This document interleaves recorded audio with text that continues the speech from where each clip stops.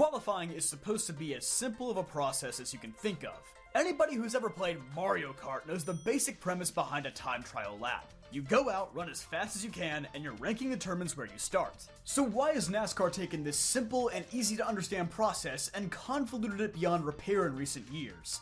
Well, I have a few theories, but let's first understand how we got here. For most of NASCAR's modern era up through 2013, NASCAR used a very simple qualifying procedure. 2 laps around every track, 1 car at a time. It was super easy to comprehend for the average fan, and not only that, it was fun!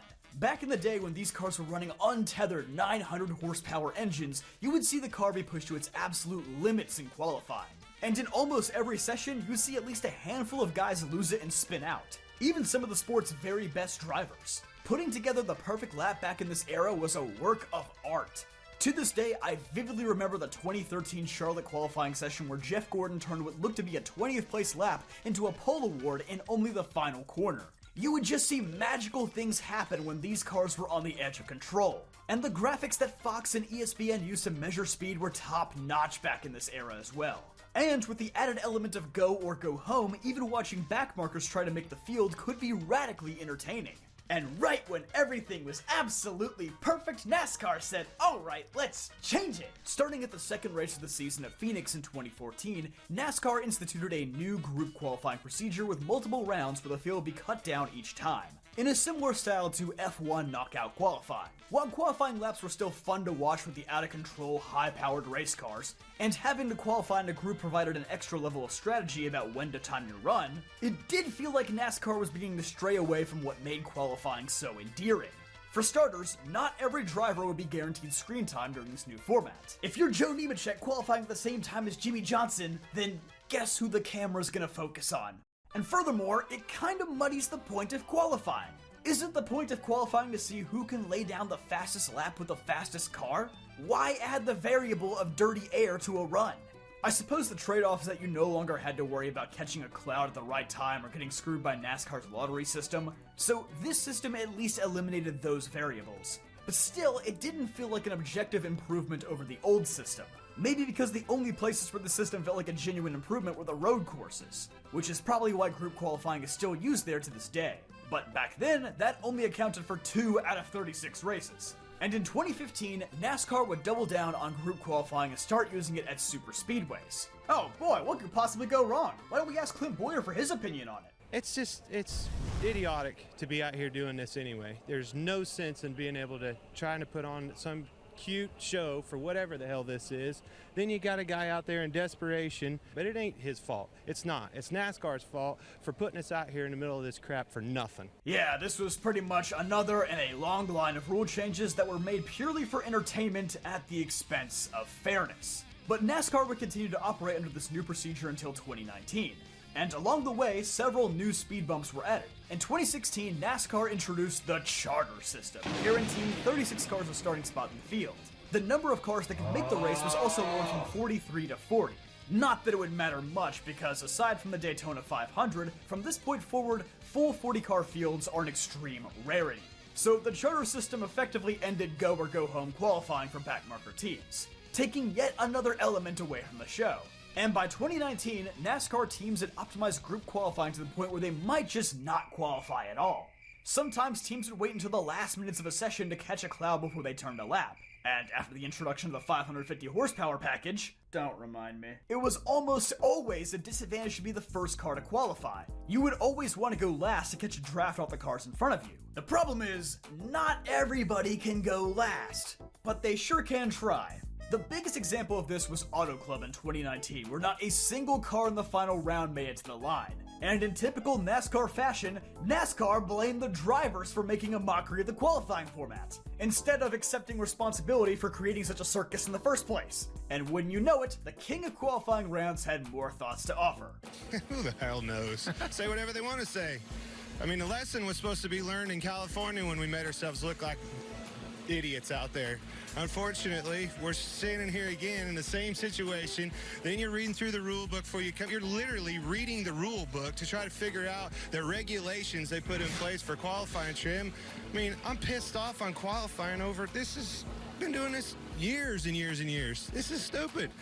And finally, by the 2019 Dover race, NASCAR realized the error of their ways and eliminated the group qualifying procedure, returning to simplistic single-car qualifying.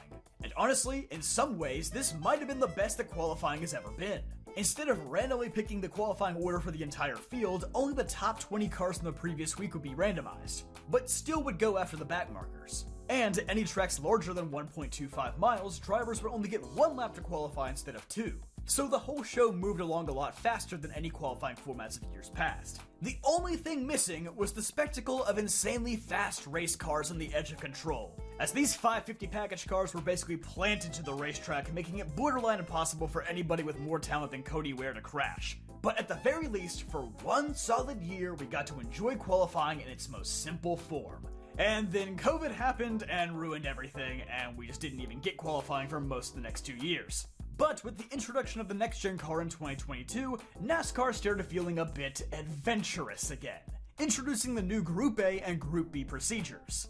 I think at this point in time, fans were just happy to have qualifying back, so the format didn't draw much criticism at first. But getting into 2023 and 2024, fans started questioning what was even the point of dividing the field. It seemed like this took us right back to the age-old problem of changing track conditions favoring one group over another. And as a result, more often than not, when you've reached the final round, usually all 5 cars from Group A would run faster than Group B, or vice versa. So you being randomly assigned to one group or another will dramatically affect your odds of winning the pole. Do you see the problem with this format yet? Well, NASCAR did, and they decided to address this problem in maybe the worst way possible. Because starting only a few weeks ago, now in the final round of qualifying, instead of the Group A and Group B cars being pitted against each other, they are still only racing the other cars in their group to determine which row they start on. Except if you qualify on the front row, then the pole goes to whoever the fastest car from either group is. So now you have scenarios where a guy from Group B can run a lap several tenths faster than any of the Group A cars, and still start several rows further back in the pack.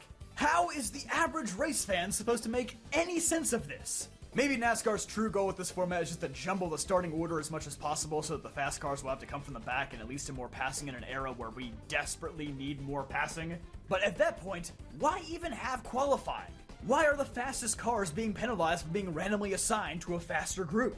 And with the advent of stage points and 3 race-long playoff rounds, qualifying now is more important than it's ever been in our sport's history. Those incredibly valuable points can be missed out on purely because of bad luck, not because you did a bad job in qualifying. Honestly, to me, this is indicative of a larger problem that NASCAR has. They have overcomplicated almost every facet of the sport. Stage points, the playoffs, their inconsistent tower calls, and now even something as simple as qualifying isn't even immune to it. And that's ultimately why I decided to rant about this rather niche subject. Because if we can't even make something as straightforward as qualifying easy to understand for the casual race fan, then what can we get right? I have friends and family who are almost as into NASCAR as I am, and I struggle explaining how most of the stuff works to them. But beyond just that, for almost a decade now, qualifying has lost what made it so appealing in the first place. These cars aren't being pushed to their absolute limits for the fastest lap possible anymore. Back in 2013 and 2014, we were setting new track records nearly every week. Now, we don't get anywhere close. Plus, look at the presentation. Like I mentioned earlier, Fox and ESPN used to have these awesome graphics that made measuring lap times fun to look at. Now, Fox puts a bigger emphasis on their lifeless ghost car than the actual car out on the racetrack. And NBC has a tracker that looks like it came straight out of 2003. I still prefer NBC because at least they're showing you real cars out on the track instead of a simulation, but neither are particularly good right now. But yeah, I know we'll probably never get 900 horsepower or go home back. Those things are pretty much lost to time at this point. But you know what we can get back really easily? A good, single group, single round qualifying format. With the order just being based on the metric they've been using for the last 3 years instead of a random selection. Is that such a radical idea? Because it doesn't seem like it is. Also, pole awards just don't mean anything because the Clash changed the rules to where anybody can just get in, but that's a whole nother subject. So let me know in the comments down below, are you guys just as upset with qualifying right now as I am, or am I just crazy? But don't forget to leave a like in this video if you enjoyed, subscribe for more videos just like this one, and check out dailydownforce.com for more awesome NASCAR content.